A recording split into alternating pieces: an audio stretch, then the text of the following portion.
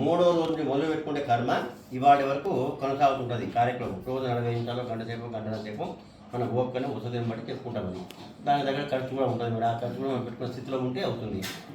కాబట్టిగా పిండి కొద్ది రొట్టి ఏమనండి ఎవరిని. కాకపోతే ఏంటంటే పెద్దవాళ్ళ అనుగ్రహం మనకు అవకాశం ఉంది కాబట్టి ఉపయోగించుకోవడం. అందులో అర్చురాది కార్యక్రమం ఏంటంటే అర్చి అంటే వెలుతురు, ఆది అంటే మొదలు. వెలుతురుతోటి మొదలవుతుంది. ఏం మొదలవుతుంది? వెలుతురు అంటే ప్రయాణం మొదలవుతుంది. ఎవరి ప్రయాణం మొదలవుతుంది? ఆత్మ యొక్క ప్రయాణం అవుతుంది. ఎవరైతే దేహాన్ని చాలిస్తారో, ఇప్పుడు మనం చేసుకున్న కార్యక్రమం నెట్రుట్ల సుధాకర్ రావు గారి యొక్క పరోపర ఉత్సవం. వారి ఆత్మ ఇప్పుడు ప్రయాణం కొనసాగుతుంటుంది. అలా పోయేటువంటి విషయాన్ని ఆత్మ ఏ విధంగా పోతుందని చెప్పేదాన్ని అర్చిరాది మార్గం అంటాం. ఆత్మ ఎవరు, ఎక్కడ ఉంటుంది? సుధాకర్ రావు గారు మనకు తండ్రి గారు కావచ్చు, చిన్నాన్న గారు కావచ్చు, పెదనాన్న కావచ్చు, అన్నయ్య కావచ్చు, తమ్ముడు కావచ్చు, బావ కావచ్చు, బావమరిది కావచ్చు, మిత్రుడు, ఆప్తుడు, ఇతర సంబంధాలు ఎన్నో ఉండొచ్చు. వారికి భర్త గారు కావచ్చు, మామూలు ఇంకా రకరకాల సంబంధాలు ఉన్నాయి. ఈ ఏ సంబంధాలు వాళ్ళందరూ ఏమనుకుంటారు? మనకు సుధాకర్ రావు లేరు, చనిపోయిన మా చిన్నాన్నగారు చనిపోయారు, పరమపదించండి మా చిన్నాన్నగారు, స్వర్గస్థులైందండి మా చిన్నాన్నగారు, కాలం మా చిన్నాన్నగారు కాలం చేస్తుండండి. ఇలా రకరకాలుగా దేశానుసారంగా సాంప్రదాయబద్ధంగా వాడుకలో చెప్పుకుంటున్నాం. అవి ఏవి తప్పు కాదు. కానీ అసలు మనం వాడవలసిన పదం ఏమిటి అంటే పరమ పదము అని చెప్పుకోవాలి. ఆచార్య తిరువడ్గల్ చేరినారు. మా చిన్నాన్నగారు నెల్లూట్ల సుధాకర్ రావు గారు ఆచార్య తిరువడ్గల్ చేరినారు అని చెప్పని వాళ్ళు మనకు సమాచారం ఇవ్వాలి. మన వాళ్ళందరికీ మన పక్కన కూడా వచ్చాం. మనకు మిత్రుడు అండి, చాలా రోజులు పరిచయం ఉన్నాము. నేను కూడా అంకుల్ అన్నయ్య పిలిచినా మేము వచ్చుంటాం. మన సంబంధాలు ఉంటాయి. మన వాళ్ళ రక్త సంబంధమే కాదు, దేహ సంబంధం ఎవరైనా కావచ్చు. మనకు వారితో కలిసి జీవించే వాళ్ళు ప్రతి ఒక్కరికి కూడా ఆప్యాయంగా ఉంటుంది, మనకు ప్రేమ ఉంటుంది, అనురాగం. వాళ్ళందరికీ సమాచారం తెలియజేయడం తప్పే ఉంది. అక్కడ వాడు ఉత్తరాల విషయం తర్వాత మనం ఇంతమంది కూడా ఏం చేసినాం? అందరం కావాల్సిన వాళ్ళే ఉంటాము. లక్షల రూపాయలు డబ్బులు మూటలు కట్టుకుని కూర్చున్నాము. అక్కడ 50 మంది 10 మంది డాక్టర్లు ఉన్నారు. లాభమే ఉండదు. ఇక్కడ ఎవరిని విమర్శించడం కాదు, అది పెరమాన అనుగ్రహం కావాలి. వాళ్ళ సంకల్పం ఎలా ఉంటుందో అలా అవుతుంది. సరే, అందుకే అని చెప్తే చాలా సమయం ఉంటుంది కాబట్టి అవుతుంది. కాబట్టిగా ఆత్మ ఎవరు, చనిపోయింది ఏంటిది? మరి ఇప్పుడు వారు స్వర్గస్థులైన పరమపదించంలో ఆచార్య తిరువడ్గల్ చేరిందంటే మనం బాగానే ఉంది. ఆచార్య తిరువడ్గల్ చేరింది ఏంటిది? పరమపదించే పరమచున్నా మనము ఎవరు అనాలి? మనము ఏంటిది పరమపదించింది? ఆత్మ పరమపదిస్తుందా? అర్థు తప్పు. ఆత్మ రావదు. పరమపదించడం చనిపోవడము. ఆత్మ ఇప్పుడు బ్రతికే ఉంటుంది. చనిపోయేది ఏంటిది? కేవలం శరీరం, దేహం మాత్రమే. దేహమే చనిపోతుంది. ప్రతి ప్రాణికి, జీవికి దేహాన్ని వదిలిస్తుంది. మన ఒంటి మీద బట్టల మన ఇది చినిగిపోయిందా, నల్లగైందా, ఇంకా ఏమైందో రకరకాల కారణాలు మనం బట్టలు ఎలా మార్చుకుంటూ ఉంటాము.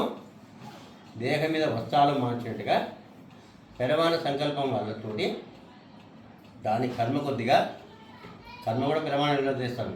కర్మ మన చేసింది ఏం కాదు. మన కర్మ మనం చెప్పుకుంటాం. మన అజ్ఞానం, మన అహంకారం. కర్మ మనదేం కాదు. కర్మ కూడా ఆయనే రాస్తాడు. మనకి ఏదో ఇట్లా చేసుకోవాలని చెప్పాలి. కాబట్టి ఆయన కర్మానుసారంగా మనకి నడుచుకోవాలి. కర్మ మీద మన కాలం తిరుగుతుంది, మనం వెంటనే వెళ్ళిపోతాము. అంటే ఈ దేహాన్ని వదిలేస్తుంది. ఇందులో నుండి ఆత్మ, జీవాత్మ. ఆ జీవాత్మనే పరమాత్మ అంటారు. ఆ పరమాత్మ ఎక్కడికి పోతుంది మరి? తెలియదు మనకు. ఎక్కడ ఉందో తెలియదు.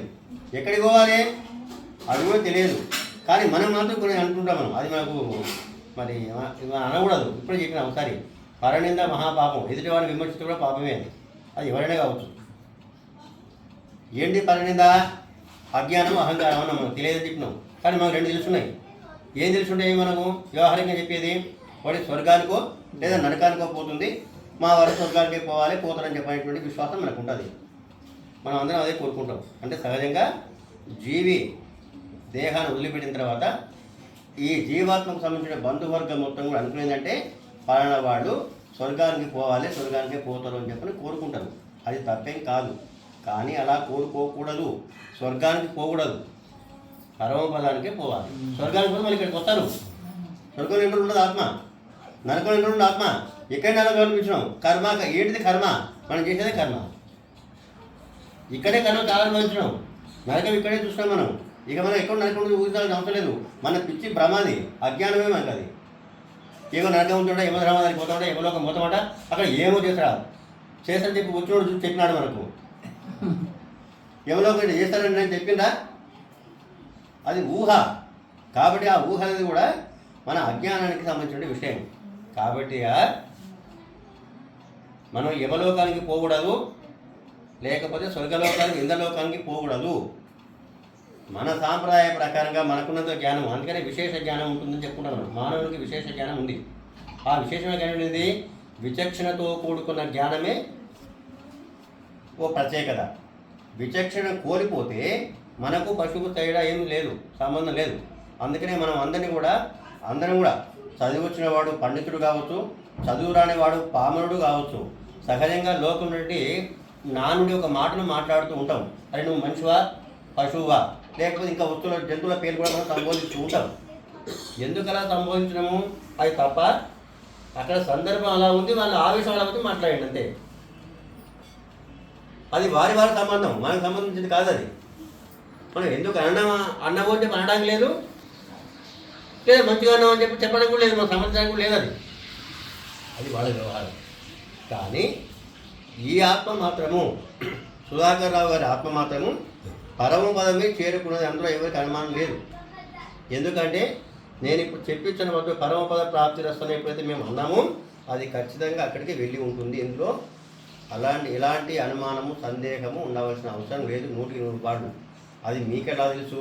మరి మీరే యమలోకం పోయి చూపించారని చెప్పండి, మరి మీరు చూసిందా, మీరు చెప్పిందా అని చెప్పి అనే మాట మాట్లాడదు. మన నమ్మకం ఏదే కానీ విశ్వాసంతో పనులు అవుతాయి. ఈ విషయాన్ని మనం చెప్పింది మొత్తం కూడా నమ్మాలు కూడా చెప్పిన సాక్షాత్తుగా అది చెప్పిన విషయమే. మనం కొత్తగా చెప్పండి, మన తెలివి కాదు ఇది. మనకు 12 మంది ఆలవాళ్ళు ఉంటారు, 12 ఆలవాళ్ళు చెప్పని. అందులో నమ్మాలి వారు నాయకుడు వాళ్ళందరికీ కూడా. ఎందుకు నాయకుడు కాబడ్డాడు అంటే నిరంతరము కూడా పరమాత్ముని యొక్క ధ్యానమే తప్ప అతనికి ఇంకా ఏమీ లేదు. అలా చేసి పరమాత్ముని ప్రత్యక్షం చేసుకోగలిగాడు. ప్రత్యక్షమే కాదు, ఇక్కడికి రప్పించుకొని దేహంతో వైకుంఠం పోయాడు. ఎవరు పోలే. అలా పోయింది నమ్మాలి వారు ఒకటే అట. అది పరమాత్మ చెప్పిన విషయం నమ్మాలి వారు స్పష్టంగా చెప్పినాడు. కాబట్టి మనం నమ్మాలి. ఆ రోజు నవ్వు చూసినారు ఈ సంగతి. పోయేటప్పుడు చూసాట కొంతమంది కనిపిస్తుంది. మరి అటువంటి యోగం ఉన్నట్టుంటే కనిపిస్తుంది. నారాయణుడు గరుత్మంతుడైన గరుడ మీద వాహనం మీద ఇక్కడికి వచ్చేసి ఉన్న పరంగా ఇట్లనే దేహంతో ఉన్నటువంటి నామాలు వాడిని తీసుకొని పోయిండు. పరమపదం మొత్తం చూపించిండు. ఈ మధ్యన 12 లోకాలు ఉంటాయి, మనకు 14 లోకాలు మొత్తం. భూలోకంతో మొదలుకుంటే మధ్యన 12, పరమపదం ఒకటి కలిపితే 14 లోకాలు అవుతాయి. ఈ 14 లోకాల మొత్తము ఆనందాన్ని, సంతోషాన్ని మొత్తం కూడా చూపేశాడు. ప్రత్యక్షంగా చూసిండు. చూసిన తర్వాత ఇక్కడే ఉంటుంది స్వామి అని చెప్పంటే స్వామి వరం ఇవ్వలేదట పరమాత్ముడు నమ్మాలి వారికి. ఎందుకంటే ఇలా నీ వాళ్ళకి వచ్చిన వాళ్ళు ఎవరు లేరా ఇక్కడికి, నువ్వు చాలా అదృష్టం ఉంటావు. అందరూ వస్తుంటారు పోతుంటారు యాదృష్టంగా, అంతే. అనుకోకుండా వస్తారు, అనుకున్న వాళ్ళు వస్తారు, కానీ ఉండేవాళ్ళు ఎవరు లేరు. ఇలా వచ్చింది నువ్వే విశేషం గొప్పవాడవు. కాబట్టి నువ్వు ఇలా వచ్చినవాడవు, నువ్వు ఇక్కడ ఉండిపోతే మరి నువ్వు ఎంత ఆనందం సంతోషాన్ని పొందినావు. ఇక్కడ ఉన్నవాళ్ళు ఇంతమంది ఉన్నారు, నా పరివారం మొత్తం కూడా. ఇంతమంది నువ్వు అనుభవించిన ఆనందాన్ని ఎవరు పొందలే. నీకు నీ దగ్గరికి వచ్చినప్పటి భూలోకి ఉన్న దగ్గర మొదలుకుంటే ఇక్కడికి వచ్చేటప్పుడు నీకు ఎన్ని సన్మానాలు, సత్కార్యాలు జరిగినాయి. ఎంతమంది నీకు ఆహ్వానించరు, ఎన్ని రకాలు ప్రార్థించరు, ఉండవని ప్రాధేయపడ్డారు, ఎన్ని ఇస్తా ఉన్నారు మీకు. చూసినావా? నీ జీవితంలో ఎవరైనా అటువంటి వారు ఎప్పుడైనా అన్నారా?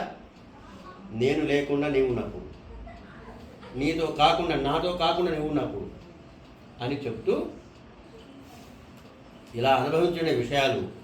ఎందుకు నీకు ఇలాంటి అదృష్టం కలిగింది అంటే నిరంతరము నేను తప్ప ఇంకా ఎవరూ లేరని చెప్పని నువ్వు నన్ను నమ్మి నా పాదాలే కావాలి, నీవే నాకు శరణాగతి అని చెప్పని నన్ను ఆశ్రయించినావు. కాబట్టిగా అలా నన్ను ఎవరు ఆశ్రయిస్తే వాళ్ళందరికీ ఇలాంటి భోగాలు, భాగ్యాలు కలుగుతాయి. ఎప్పటికీ కలుగుతాయి? ఎప్పటికీ కలుగుతాయి. ఇక వాళ్ళకి వేరే వ్యామోహం అనేది ఉండదు, కోరిక ఉండదు. అంతా నేనే ఉంటా, నేనుంటే అంతా ఉండదు. కాబట్టిగా ఈ విషయాన్ని నీవు ఎలా నన్ను ఆరాధించావో అలా ఆరాధిస్తే అందరికీ కూడా పరమాత్మ యొక్క అనుగ్రహం కలుగుతుందనే విషయాన్ని లోకులకు చెప్పు. చెబితే ఒకరి కాకపోతే ఒకరు 10 మందిలో 100, 50 నూడుకో కోడుకొని మన సామెత చెప్తాం కదా, అలా ప్రచారం జరిగి వినకపోతారా, వాళ్ళు ఇట్లాంటి సుఖాన్ని అనుభవించకపోతారా, వారి ద్వారా ఇంకొకరికి వ్యాపించకపోతారా? అలా సమాజ సేవ, మానవ సేవే మాధవ సేవ అంటున్నాము. మాధవుడు అంటే భగవంతుడు, ఆనందింపేటువంటి వాడు, లక్ష్మీ అనేటువంటి వాడు, మధు ఇచ్చేటువంటి వాడు, మధువుని ఇచ్చేటువంటి వాడు, తీయను ఇచ్చేటువంటి వాడు. అలాంటి వాడని చెప్పని మాధవుడు నాకు ఉంది కదా. అలాంటి సుఖాన్ని ఎక్కడ ఉంటుంది? మీరు అనుకునే సుఖాలు ఎంతసేపు ఉండే? క్షణకాలం ఉండి నీటి బుడగలెంతో మీ సుఖం అంతా. కాబట్టి ఆ సుఖం కోసం మీరు రాతమ్మలు కష్టపడుతున్నారే, కానీ మన నాలుక కోసం ఎంత సుఖం ఉంటుందనే విషయాన్ని మీరు ఆలోచించడం ఒకసారన్నా. కాబట్టి అలాంటి సుఖాన్ని పొందడానికి నువ్వు ఎలా చేసావో ఆ విధంగా చేయమని వాళ్ళకు చెప్పుకో, ప్రపంచానికి తెలియజేయి. విన్నోడు వింటుడు, వినకపోతే వాళ్ళ కర్మరా. ఇప్పటికి 84 లక్షల జన్మం అనేది అందరిది కూడా, ఇక్కడ ఉన్న వాళ్ళందరిది కూడా. మానవ దేహం నుంచి ఆత్మ యొక్క జన్మ 84 లక్ష. ఇది చివరిది మనకు. కనీసం ఇంతవరకు పుట్టి మనం చనిపోయినాం, అప్పటి వరకు జ్ఞానం తెలియలే, అప్పటి వరకు కూడా మనకు కష్టాలు నష్టాలు ఎన్ని అనుభవించినా కానీ పరమాత్మ నాకు గుర్తురాలేదు. ఇకనైనా మాకు అలాంటి జ్ఞానం ఉంది కదా, పరమాత్మ వల్లనే మనం ఇలా ఉన్నామని చెప్పిన విషయాన్ని ఇప్పటికైనా తెలిసి ఈ కష్టాలు సుఖాలు నాకు చాలా అనుభవించేవి, నీ దగ్గరకు వస్తే నాకు చాలా సుఖం ఉంటుంది, పరమాత్మను అనుగ్రహించు, నీవు తప్ప నాకు ఇంకెవరు లేరు. ఏమని చెప్పాలి? ఆ బ్రహ్మం భువనం లోకే పునరావృత్తి నోర్జన మాము పేచు కౌంతేయ పునర్జన్మన విద్యతే అని కృష్ణ పరమాత్ముడు స్వయంగా కురుక్షేత్రంలో అర్జునికి ఉపయోగించినట్లుగా, నీ ఉన్నటువంటి భూలోకం నుంచి కూడా పరమపద లోకం వరకు ఉన్న 14-12 లోకాల్లో కూడా మొత్తం కూడా నీవు తప్ప ఎవరు లేరు. నీవెవరు? మనం అనుకుంటూ నా ఎదురుగా ఉంటే నీవు, నీకు ఎదురుగా నేనున్నా, నాకు ఎదురుగా నీవు ఉన్నావు. ఈ నీవనేది మనం కాదు. ఇక్కడ నీవటువంటి ఎవరు? పరమాత్ముడైనటువంటి నారాయణ అని నా మీద నీ మనసు లగ్నం చేసి కర్తవు నీవే, కర్మవు నీవే, క్రియ కూడా నీదే. 3 అనుభవించేది అతనే, పని అతనే, చేయించేవాడు అతనే, చేసేవాడు అతనే, దాని ఫలితం పొందేవాడు కూడా నీవే. నీవెవరు? నాలో ఉన్న జీవే కదా. నన్ను మెచ్చుకుంటారండి స్వామివారు, చాలా మంచి చెప్పారు. అర్చనాది కార్యక్రమం పురాణ మంచిగా చెప్పారు స్వామి, మంచి చాలా బాగా చెప్పారు, ఆహా ఓహో అని చెప్పని కేకలు పెట్టుకుంటూ కూర్చుంటారు. మీరు మీకు ఆనందం అనిపించింది, చెప్పింది మీరు ఉత్సాహంగా విన్నారు, మీకు అర్థమైంది, దాని మీద మీకు అవగాహన ఉంది, దానివల్ల కొంత లాభాలు సంతోషాన్ని పొందింది కాబట్టి మీరు అనిపించింది. మీ యొక్క భావ వ్యక్తీకరణ, ఫేస్ ఫీలింగ్స్ అంటాము, హావభావాలు కదా, అది మీ ఇష్టం మీద ఆధారపడి ఉంటుంది. మన ఆలోచన విధానం కొంతమంది నచ్చదు.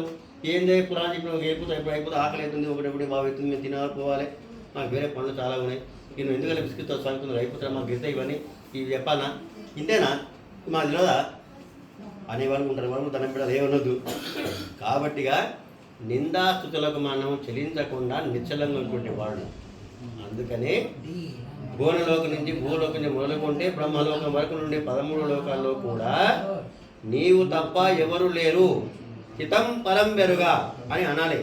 నాకు హితము లేదు, పరం లేదు, నువ్వే అని ఎవరైతే నా పాదాలను ఆశ్రయిస్తారో అలాంటి వాడిని నేను వెన్నంటూ ఉంటా. మన వెంట మన నీడ ఎలా వెంటాడుతూ వస్తుంటుందో ఆ విధంగా ఉండి మీ యోగక్షేమాలను మొత్తం కూడా నేను చూసుకుంటా. ఒక ఉదాహరణ చెప్పి ముగిస్తానండి. ఒక 5 నిమిషాలు ఏం కాదు, 5 నిమిషాలు అర్థం అనుకోండి. ఉదాహరణ ఏంటంటే, చిన్న శిశువు ఉంటాడు, ఆ శిశువుకు మాటలు రావు, ఇంకా మూమెంట్ ఉండదు, కదలిక కూడా లేదు, ఇంకా దొంగలాంటి స్థాయికి రాలే పిల్లగాడు. 3 నెలలు 2 నెలలు ఎంతో 45 రోజులు ఉంటారు. పాప కానీ బాబు కానీ ఎవరైనా కావచ్చు. అందుకని శిశువు అని చెప్పింది. అది న్యూట్రల్ ఏమో. ఆ ఏం చేస్తుండే, ఆ బాబు ఏం చేస్తుండ్రు, తల్లి పాపం ఊళ్ళో కూర్చోబెట్టుకొని ఆలన పాలన చేతుల మీద ఆడించుకుంటాం, ఊళ్ళో కూర్చోబెట్టుకుంటాం, ఇంకేమో చేసుకుంటూ కాలక్షేమం చేసుకుంటాం. వాడు అడిగినప్పుడు అప్పుడు కావాల్సినప్పుడు పాలు చేయించడము, ఏడుస్తున్న పిల్లలు బయట తీసుకుపోవడము, నా చేయడం చందమామ చూస్తుంది, నక్షత్రాలు చూస్తుంది, ఇంకేదో పాటలు పాడుతుంది, ఇంకేదో ఆడుస్తుంటుంది, చేస్తుంటుంది. అక్కడ ఏం కనిపిస్తుంది, ఆమె ఊహ పిల్లగాని ఏడుపును ఆపడం కోసమే చేస్తూ, తల్లి అయితే పిల్లలకు అడగక ముందుకి ఏదైతే వాళ్ళ అవసరాన్ని గుర్తుపట్టి ఆలన పాలన చూస్తూ లాలిస్తూ ఉంటారో, అలానే పెరమాళ్ళకు ఎప్పుడు మనకి ఏది చేయాలనే విషయం తెలుసు, మనం అడుగుతూ ఇయ్యరు.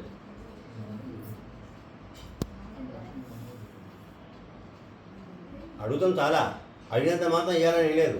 ఎప్పుడు ఇవ్వాలి, దేనికి ఇవ్వాలి, వాడు దాన్ని సద్వినియోగం చేస్తున్నాడా, దుర్వినియోగం చేస్తున్నాడా, నేను ఇచ్చేదానికి అతను విలువ వానికి తెలియదు. ఎందుకంటే కష్టపడి సంపాదించి నేను కాబట్టిగా కష్టం సంగతి, పైసా విలువ సంగతి నాకు తెలుసు కాబట్టి వానికి గుర్తుంది. డాడీ 10,000 రూపాయలు 4,000 రూపాయలు ఖర్చు పెట్టుకుంటా, పాకేమీ లేదు. కాలేజీకి పోవాలి, పిక్నిక్ పోతున్నాం, మేము టూర్ పోతున్నాం, ఎక్స్కర్షన్ చేయని చెప్పి నడుదా, లేకపోతే టీవీ వల్ల కొడతా, అది వల్ల కొడతా, ఎందుకు ఇస్తావు అది ఇది అని చెప్పి హంగా వేసి వాడు ఏదో చేసిననుకో 4 మాటలు తిడతారు, అవసరం కూడా 2 దెబ్బలు కొడతారు. ఈలోపు వాడు ఏదో పాడు చేస్తాడు. అరే మీరు బాధపడించలేక పోరాదు, ఎక్కడ తాగు ఏమైనా వారికి శని అవుతుంది, శని ముండా కొడుకు నువ్వు ఎందుకు పుట్టావేమో, నువ్వు లేకుంటే బాగుంది అని చెప్పనేసి వాళ్ళ పాప ఏదో ఆయన బాధ వ్యక్తపడుతుంది. ఏమనుకుంది మనం ఇలాంటి స్థితిలో మనము అనుభవిస్తుంటాం మన జీవితంలో కూడా. ఇది అడుగుతూ ఇస్తున్నాం. ఏం లేవు పలగొట్టడానికి, ఉన్నాయి మొత్తం పలగొట్టిన వాళ్ళు ఇంకేం లేవు. నేను కర్మ బదలవుతా లేకపోతున్నా, నా దగ్గర ఏం లేవు, ఇక ఉన్న ఇల్లు ఒకటే ఉంది, ఇది కూడా అమ్మిస్తే నేను ఎక్కడ పోవాలి, నా దగ్గర లేదు, ఇయ్యను, ఇస్తావా పోతావా చస్తావా ఏం చేసుకుంటావు, నీ ఇష్టం పో, నా దగ్గర ఒక పైసలు కూడా ఇష్టం ఉంటే పో, లేకపోతే రాదు నా ఇంట్లో ఉండక వెళ్ళిపో అని చెప్పి బయటకు వెళ్ళగొట్టాడు. పోయిన వాడు అంతే, ఏం చేస్తాడు, పోకపోతే చేస్తాడా, కాసేపు అక్కడ తిరుగుతాడు. ఆ కోపం తగ్గిన తర్వాత చచ్చుకుని మనం అనేది వస్తాడు, తప్పైందని చెప్పి బతులు ఆడుకుంటాడు. లేదా మనకి అడిగే ముఖం ఉండదు కాబట్టి మనం తిడతాను చెప్పి తల్లి తిరిగిపోతే అమ్మాయికి మస్తగా కొడుతుంటామా అని చెప్పిపోతే తల్లి కాబట్టి పాప ఏమంటుంది, అరే దరిద్రాన్ని ఎందుకు ఇట్లా మాట్లాడినా అట్లా చేసుకోవద్దు, తెలియదా నాన్నది కష్టపోతుంది అని చెప్పి పాప ఆమె నేను కింద అని చెప్పేసి తినేది సావరాను అని చెప్పేసి చెప్పి తినేది పెడతాది కదా పాప, ఏ లేకపోయినా ఉన్నది పెట్టని చెప్పేసి పెట్టేసి సరే ఇంకోసారి మాట్లాడి నేను చెప్తాను నాతో నేను మాట్లాడతామని చెప్పి పాప ఏదో ఓడ్చుకొని మనం సందేహించి ప్రయాణం చేసుకుంటారు. అలా అడగ ముందుకు చిన్న మాట వస్తే చేసే పద్ధతి ఇది. మాటలు రాక ముందుకు తల్లి చేసే సేవలు అలా ఉంటాయి. ఈ విధంగా సమయానుకూలంగా సందర్భాన్ని బట్టి ఎప్పుడు ఏది ఇవ్వాలను అని చెప్పిన విషయాన్ని పెరమాళ్ళకు తెలుసు కాబట్టిగా ఆయనకు దాని ప్రకారంగా ఇస్తూ ఉంటాడు.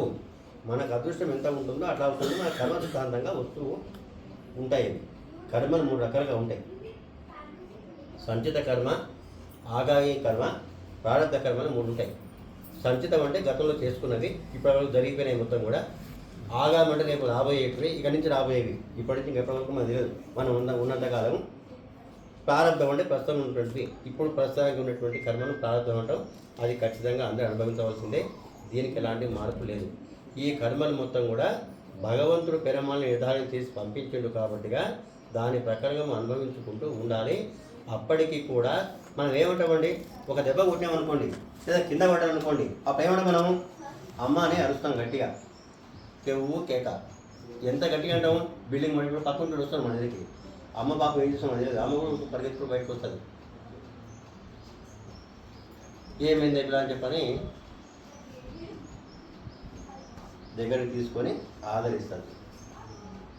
తర్వాత కొద్దిగా బాధ అయిపోయింది అనుకో, ఇంకో మన దాన్ని ఓర్చుకోలేకపోతే అమ్మకు దాంతో సరిపోతలేదు, అమ్మ ఏమి చేయట్లేదు కూర్చొని కానీ ఏదో కింద పడితే లేపింది, అక్కడ దొరికిందో కొన్ని అని చెప్పేసి మాట్లాడుకుంది, కావాల్సింది ముద్దు పెట్టుకుని ఏమో చేసింది.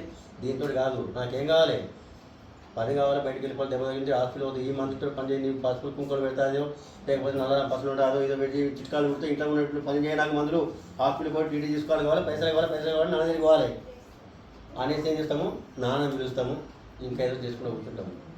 ఇట్లా కష్టం వచ్చినప్పుడు మనము ఇతర మనకు కావలసిన వాళ్ళని తల్లిదండ్రులను ఎలా పిలుచుకుంటామో, వీటితోటి కూడా మనకు తృప్తి పడకపోతే జీవికి అప్పుడు గుర్తొచ్చేది ఏంటిది, అందరికీ ఎవరు గుర్తొస్తారు, దేవుడు గుర్తొస్తాడు. కష్టంలో ఉన్నప్పుడు, నష్టంలో ఉన్నప్పుడు, బాధపడేటప్పుడు అమ్మ నాన్నతోటి మనకు నుండి పరివారం, అక్కాజన్లు, అన్నదమ్ములకి దగ్గర బంధువులుగా ఎవరైతే ఉంటారో వాళ్ళు కానీ మనకు నుండి ఆప్తులు చాలామంది ఉంటారు. వీళ్ళు చేస్తారా చేయరామని తెలియదు. చివరకు మనకు వీళ్ళందరితో చేసినప్పటికీ కూడా సరిపోకపోతే దిక్కు ఎవరిగా, భగవంతుని మనం తలుస్తుంటాం, దేవుడా నీవే దిక్కు అని చెప్పని. వీళ్ళు చేసిన ఇంకా తృప్తి పడకపోతే దేవుని కొలుస్తాము, వీళ్ళు చేయకపోతే వీళ్ళు ఎవరు చేసినా నాకు ఎవరు లేరు నీవే దిక్కు అని చెప్పని కూడా మనం దేవుడిని అంటాం. చివరికి మనకు దిక్కు ఎవరు, దేవుడే. ఆ దేవుడు ఎవరు దేవుడు, మనం ఎంతోమంది దేవుళ్ళని పిలుస్తున్నాం, మనం తలుస్తున్నాం, కొలుస్తున్నాం. అసలు దేవుడు ఎవరు, నారాయణ ఒకడే దేవుడు. ఏకో నారాయణో హరిహే నా విష్ణు పృథివీపతి. ఈ ప్రపంచము అంటే నా సృష్టి లోపల దేవుళ్ళు అనేవాళ్ళు ఎవరు లేరు, దేవుడిని నేను ఒకనే దేవుడిని అనే భావం నీలో కలిగి ఉండు. అలా ఉండండి మోక్షం వస్తుంది, లేకపోతే రాదు. కోరికలు కావాలి, గణపతి పూజ చేసుకుంటావు, నేను చేయతల్లి, ఆ గణపతికి అధికారం ఇచ్చింది నేనే, నాకు అనే గణపతికి నీకు ఇస్తున్నాడు, గణపతి తీసుకొచ్చి ఇచ్చింది లేదు. పరమేశ్వరుని పిలుస్తున్నావు, పరమేశ్వరుని తలుస్తున్నావు, శివ హర శంకర అని చెప్పంటున్నావు. బోలా శంకర పాపం ఏమనకపోయినా ఏమన్నా పట్టించుకోడు, పాపం అనకపోయినా పట్టించుకోడు. అనగానే పాపం హరి అని చెప్పిన హరి చెప్పుకుంటాడు. పరమేశ్వరుడు ఆదుకుంటాడు కాబట్టి, ఆలింగం చేసుకుంటూ హత్తుకుంటాడు కాబట్టి అందరు కూడా పరమేశ్వర శివ శివ శివ అని చెప్పి శివుని తలుస్తుంటారు. తప్పేం కాదు, ఆ శివుల్లో ఉన్నది నేనే, ఇచ్చేది నేనే. నేను ఇచ్చేది శివరూపం వస్తున్నాను, శివుడు అని చెప్పంటున్నాను కాబట్టిగా శివ అంటున్నాను కాబట్టిగా శివరూపం నేను ఇస్తున్నా. కాబట్టి భావన నాది విషయం గుర్తుంచుకో. శివుడు లేకపోతే కైలాసం పోతామా? శివుడు మనకు మోక్షాన్ని ఇస్తాడా?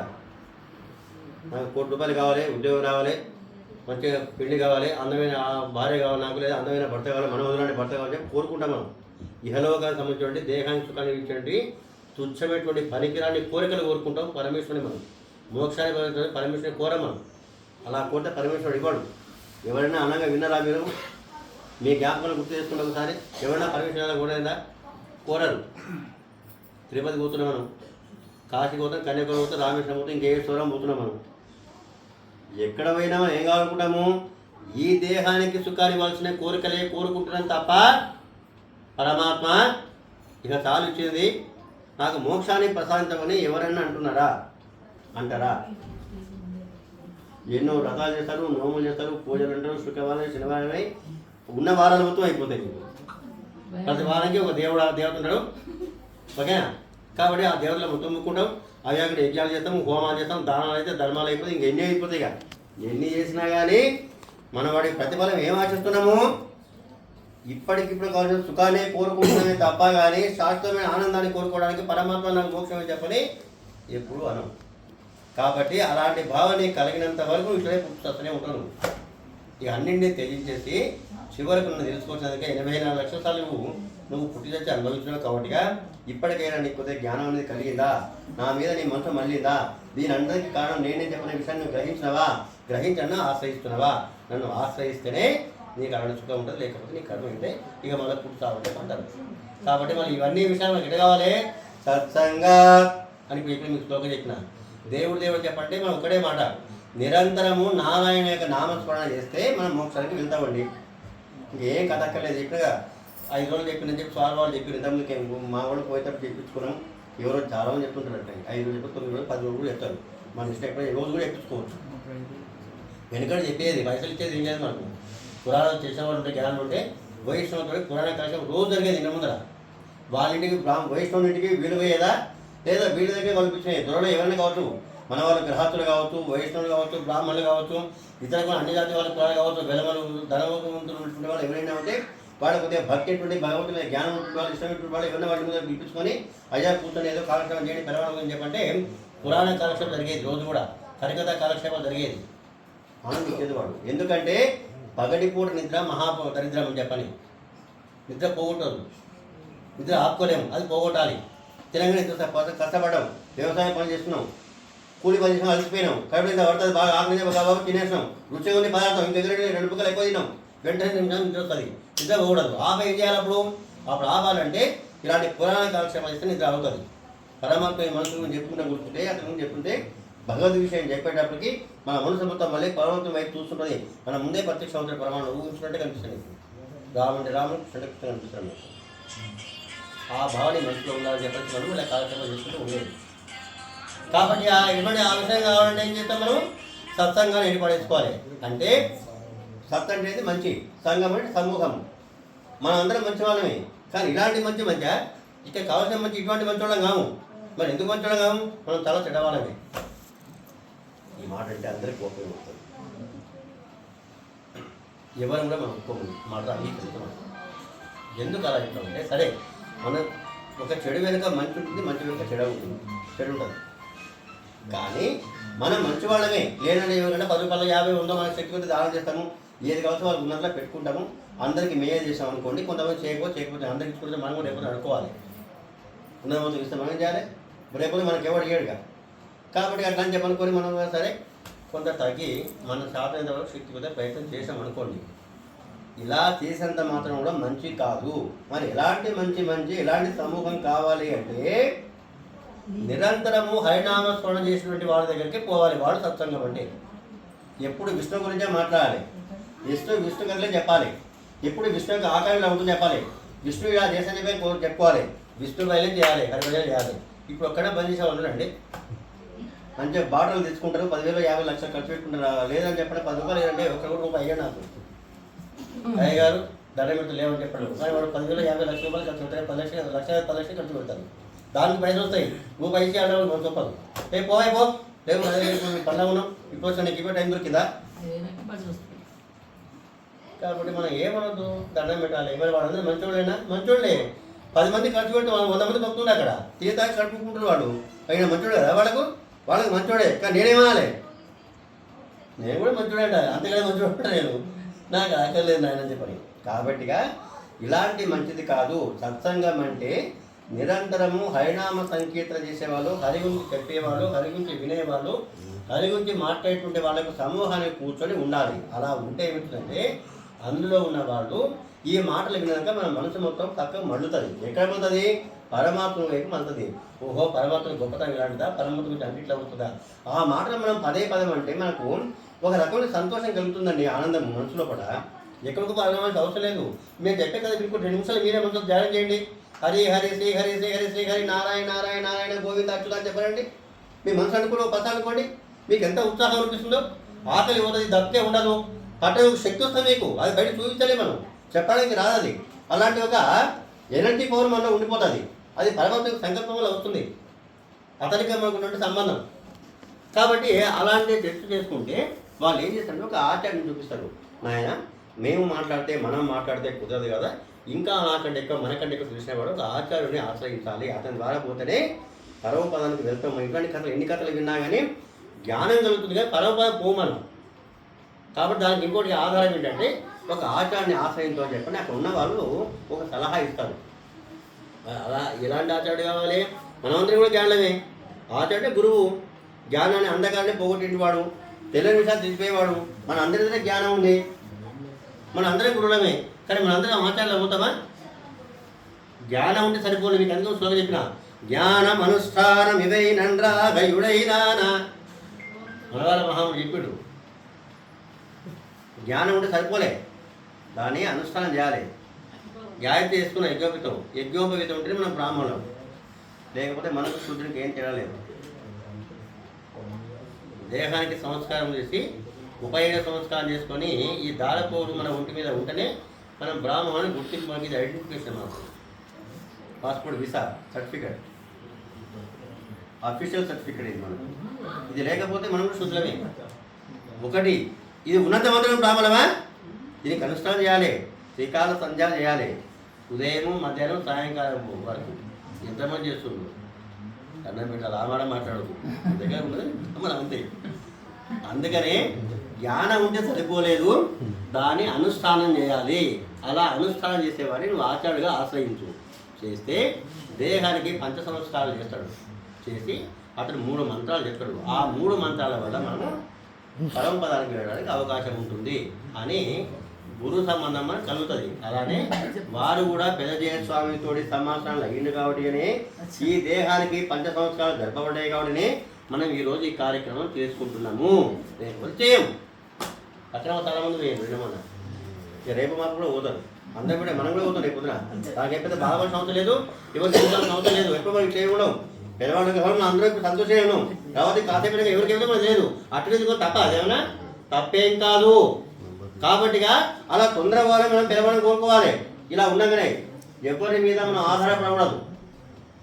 సాధన ఉన్న పరంగా ఏమైనా శక్తి ఉన్నప్పుడే మనము సునాయాసంగా ఏ ఆయాసపడకుండా కష్టపెట్టకుండా మనం పరమాత్మ చేరుకుంటే అది ఎంతో అదృష్టం. కోట్ల రూపాయల ఆస్తి అది. కాబట్టిగా అలా ఆచారం చేయకపోతే మనకు 5 సంవత్సరాలు చేస్తాడు. తాపపుండ తపోనామ మంత్రో యాగచ్చ పంచక అంటారు. ఈ విధంగా 5 రకాలుగా సంస్కారం చేసి అందులో భాగం ఒక 3 మంత్రాలు చెప్తాడు. ఒకటి మూల మంత్రము, దాన్ని తిరుమంత్రం అంటాము.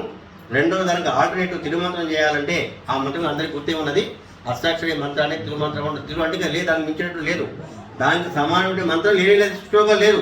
మనకు దౌతలేమో మంత్రాలు చాలా దౌత మంత్రాలు. నువ్వు రూపాయలు ఎక్కేయండి, మనకు అందరికీ మంత్రాలు వస్తాయి. 5 రూపాయలు నోటు మంచిగా 5 రూపాయలు 5 రూపాయలు కొట్టాయనుకోండి, నోటుకు మంత్రం వచ్చినప్పుడు కొత్త మంత్రం పాత మంత్రం రాదు. సగం మంత్రం మంత్రాలు వస్తూనే ఉంటావు నోటు పడితే. లేకపోతే ఇక నీ దానికి వచ్చిన దానికి తీసే కూడా ఏ మంత్రం ఇంతకంటే ఎక్కువ టైం అయితే పోవాలంటే బయటకు వెళ్తా. కాబట్టి ఈ మంత్రాలు కావు, ఇన్నింటికంటే అసలు ఆ మంత్రానికి స్టార్ట్ అయ్యేది సమయటువంటిది, అంతగా మించిన మంత్రం లేదని చెప్పని అష్టాక్షరి మంత్రాన్ని ఒకటే మంత్రాన్ని మనం అందరం చదవాలి. ఆ మంత్రమే మనకు మోక్షానికి వస్తుంది. కాబట్టి ఆ మంత్రం దానికి కొన్ని నియమాలు ఉంటాయి.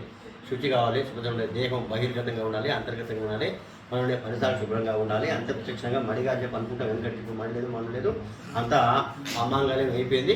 కాబట్టి మహిళలు చెప్పాలి, మనం దాని కూడా ఏమనడం లేదు, ఏదో కాలం గడుపుకుంటున్నాము, ఇది నడుస్తున్నది వ్యవహారం. కాబట్టి అందుకే ఏం చేసిన నాకు ద్వయమంత్రం అని చెప్పని ఆల్టర్నేట్గా గురువుగారు చెప్పిండు, నాయన వాళ్ళు చేయలేవు కదా, ఇది చేసుకో. ఇక దానికి రాత్రి లేదు, పగలు లేదు, మంచి లేదు, చెడు లేదు, ఎప్పుడైనా 24 గంటలు నీ పనికి ఆటంకం నువ్వు మంచులో ధ్యానం చేయి, అంతే. మననం చేస్తుండు పరమాత్మను తెలుసు ఏం చేసేది అనేది. కాబట్టి గ్రహించి నీకు అనుగ్రహిస్తాను నిన్ను అని చెప్పనేసి ద్వయమంత్రం చెప్పిండు. ఆ మంత్రం అందరూ తెలిసే, సమాధానం అయిన వాళ్ళకి తెలుస్తుంది ఆ మంత్రం, మీ తర్వాత తెలియదు, అది కూడా గుర్తు పెట్టుకుంటేనే. శ్రీమన్నారాయణ శరణం శరణం ప్రపద్యే శ్రీమతే నారాయణాయ, ఇది ద్వయమంత్రం. శ్రీమన్నారాయణ శరణం శరణం ప్రపద్యే నారాయణ, నీ పాదం తప్ప నాకు ఇంకా ఏం దిక్కు లేదు, నీవే దిక్కు నాకు అని కాడు పట్టుకోవాలి.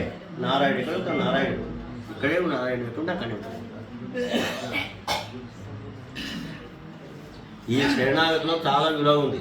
గంట సేపు చెప్పుకోవచ్చు, గంట పైన చెప్పుకోవచ్చు మన విషయం శరణాగతి గురించి ఎంత విలువ ఉందో కాలు పట్టుకోవడానికి.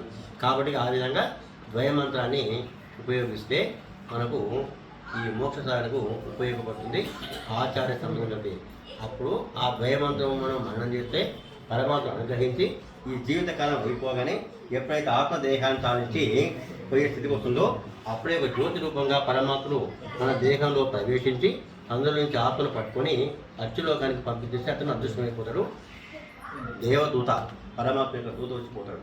కానీ అమాన పురుషుడు అని చెప్పుకుంటాం, ఇక్కడ చెప్పుకుంటాము, ఎక్కడ గిరిజాన దగ్గర కూడా చెప్పుకుంటాం అలానే.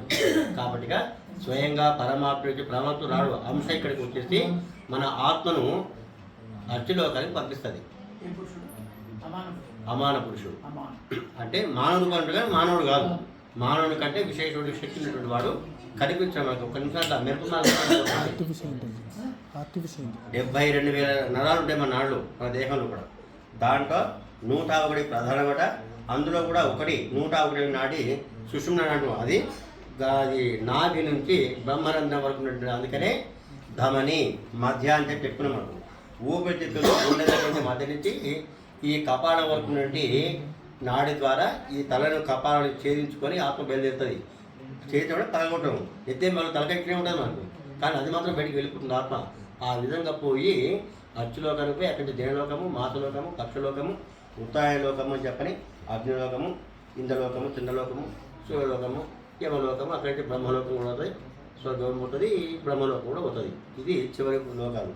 ఇదంతా కూడా ఈ 13 లోకాల వరకు భూలోకం నుండి అంటే అచ్చులోకం నుంచి బ్రహ్మలోకం వరకు ఉన్నటువంటి 13 లోకాలు లీలా విభూతి అయినటువంటిది ఒక భాగము. పరమాత్మ సృష్టి నుండి ఆట స్థలం ఇది. దీనికి భిన్నంగా వీటికి 100,000 కోట్ల రేట్లు ఎక్కువ ఉంటుందట విశాలం, వైశాల్యం ఏరియా. ఈ 13 లోకాల కలిపితే ఎంత ఉంటుందో దానికంటే 1,000 లక్షల కోట్ల రేట్లు ఎక్కువ ఉంటుందట ఆ పరమపద లోకము. ఆ లోకానికి పరమపద నాలుగు దగ్గరికి ఆత్మ వెళ్తుందట. అలా ఆత్మ ఎక్కువ చేసే పని అదే. అట్లా పోయినట్టు ఆత్మకు ఏ విధంగా చేస్తుంటే ఆ లోకాలకు వచ్చేసి పూర్ణకుండ స్వామి వారికి చాలా పుణ్యాత్తులు. మా ఇలాంటి పరమాత్మని వేడుకున్నా కానీ మాకు అదృష్టం రాలేదు, కాబట్టి కనీసం మీకన్నా సేవ చేస్తే మాకు ఆ పుణ్యం కలుగుతుంది, పరమాత్మ కనికరిస్తున్నామని చెప్పని మేము ఆడుకుంటున్నాము, బ్రతికులు ఆడుకున్నాం. స్వామి మా దగ్గర ఉండండి, మా ఆతిథ్యాన్ని స్వీకరించండి, మేము విడిదిస్తాం, మీకు కావాల్సిన సకల సౌకర్యాలు కల్పిస్తామని చెప్పనేసి అందరూ చాలా వేడుకుంటే ఈ ముక్తాత్మ అక్కడి నుంచి వెళ్ళిపోయి నాయన ధన్యవాదాలు, మనం ఏమంటాం పెట్టకపోయినా సరే కానీ పెడతా అనాలి. అంటే ఆ ఆపదలో ఉన్న ఆర్తులు వాళ్ళు ఏంటంటే కొంత ఒక నిమిషం చెప్పి తృప్తి పడతారు. అనాథలు ఆర్తులు ఎవరైతే యాచించే వాళ్ళు వస్తారో వాళ్ళకి సంతోషం కలుగుతుంది. నువ్వు ఎంత పెడతావా పెట్టా తర్వాత ఏమంటావు విషయం తర్వాత ఒక్క నిమిషాన్ని నేను పెడతావు అని చెప్పను అనుకో వాళ్ళకి తృప్తి. అలా మీరు అన్నందుకు మీకు ధన్యవాదాలు, మీ దగ్గర ఉండడానికి నేను రాలేదు, చాలా సంతోషము, మీరు పెట్టినంత ఆనందం అంతకంటే ఎక్కువ ఆనందాన్ని అనుభవించిన మీరు ఆ మాట అన్నందుకు. కాబట్టి దయచేసి నా దారికి అడ్డు తొలగండి, నాకు దారి ఇవ్వండి అని చెప్పిన అందరినీ పక్కన తట్టుకుంటూ దండం పెట్టిస్తే అక్కడి నుంచి చక్కగా తన ప్రయాణి 13 లోకాలు దాటేసి 14 లోకానికి పోతుంది. ఈ 2 లోకాలు 13 లోకానికి 14 లోకాల మధ్యన విరజా నది వస్తుంది, అది బార్డర్, అది లీలా విభూతి అని దీని అంటాము. పరమాత్మ లోకాన్ని నిత్య విభూతి అంటాము. ఈ 2 విభాతులకు మధ్యన ఒక బౌండరీ బార్డర్ అవుతున్నదో ఆ సరిహద్దును విరజా నది ఒకటి విభజిస్తూ ఉంటుంది. ఆ నది దగ్గరికి పోతుంది. అది పరమాత్మని దగ్గరానికి 4 స్థితులు ఉంటుంది ఆత్మకు. ఏంటది సాలోక్యము అన్నాం, స్వామి లోకానికి చేరుకుంది ఆత్మని. 13 లోకాలు దాటితే కానీ స్వామి దగ్గర లోకానికి పోతామని చెప్పినటువంటి ఒక తృప్తి కలుగుతుంది, అదొక స్థితి. దాని తర్వాత దానికి పోగానే వేదాలది కనిపిస్తే ఇప్పుడు చెప్పినట్టుగా అమాయకృష్ణ చెప్పడం ఒక దూత వచ్చేసి ఈ ముక్తాత్మను పట్టుకొని అమాంతము ఆ నదిలో వదిలేస్తారు. ఎందుకంటే నది దాటాలే ప్రవాహం చలేలు ఇలా ఆడాడుతూ పోతూ శబ్దాలు తెచ్చుకుంటే వెళ్ళిపోతున్నది. అది చూస్తే చాలా భయం అవుతుంది, దాటలేము, దుఃఖం అందులో పడిపోతాము. మరి ఎట్లా దాటిపోవాలి? నడవాలంటే లోతుంటుంది, అది మునిగిపోతాం, మనం ముందు పైకి తేలేము, ఒక అంత కాలం అయితే కొట్టుకపోతాము, ఎక్కడ పోతామో అది తెలియదు, ఇక పోయినట్టు లేక అని మనము ఆలోచించుకుని భయపడే స్థితిలో ఉంటే ఆ యొక్క దూత ఇక్కడికి వచ్చి పరమాణం తెలుసు కాబట్టిగా వెంటనే వచ్చేసి వీడు సంకోచిస్తుంది కాబట్టి వీడు పట్టుకపోవాలని చెప్పేసి వచ్చేసి అమ్మతో దాన్ని బట్టి ఆత్మను అందులో ఒకసారి విశ్లేషిస్తే అక్కడ వెళ్ళిపోతాడు. మాయవృత్తులు మనిషి అందులో ఎప్పుడైతే మునిగిందో ఆత్మ పైకి రాగానే అంతమునకు చాలా సూక్ష్మంగా నుండి ఈ జీవి యొక్క దేహము ఆజానుభవ రూపం ఏర్పడుతుంది, స్వామి యొక్క రూపము. దాని సారూప్యము అంటాం. సాక్షాత్తు నారాయణ ఎలా ఉంటారో అలా పెద్దగా మంచి పొడుగ్గా ఉండగము, నీలమేఘ శ్యామం, తెల్లగా సూర్యచంద్రుల కాంతి ఉంటుంది.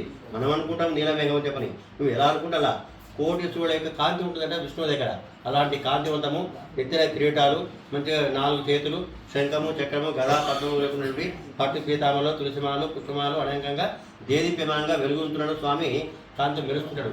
అలాంటి రూపాలు చూసేటువంటిది సారూప్యమైనటువంటి రెండో స్థితి. అది కాగానే ఉన్న వాళ్ళందరూ ఇక్కడికి వచ్చేసి స్వామిని కొనియాడుతుంటారు. విష్ణులో కనిపించాడు, స్వామికి కనిపించాడు, మాకు విష్ణుమూర్తి ఇలా ఉంటాడా, పెరమాట అక్కడ ఉన్నాడు కదా, ఇంత దగ్గర ఎందుకు వచ్చాడు, అది ఇక్కడికి వచ్చేవాడు కాదు. కాబట్టి ఆత్మ ముక్తాత్మ అని ఆ ముక్తాత్మ వేడుకుంటూ పెరమాణకు చూపిస్తూ అక్కడికి తీసుకుపోవడానికి ఒక 500 మంది అక్షరాస్యులు అందరూ కూడా వచ్చేసి మంచిగా ఆటలు పాటలు అంతా హరిభజనే, ఇంకా ఉండదు. ఇప్పుడు మన పాటలు వేరే ఉంటాయి, ఆ పాటలు ఆటలు కాదు, భజన చేసుకుంటూ మంచిగా అందరినీ తీసుకొని పోయి స్వామి దగ్గర తీసుకుపోతాడట. అది సింహద్వారం. దాన్ని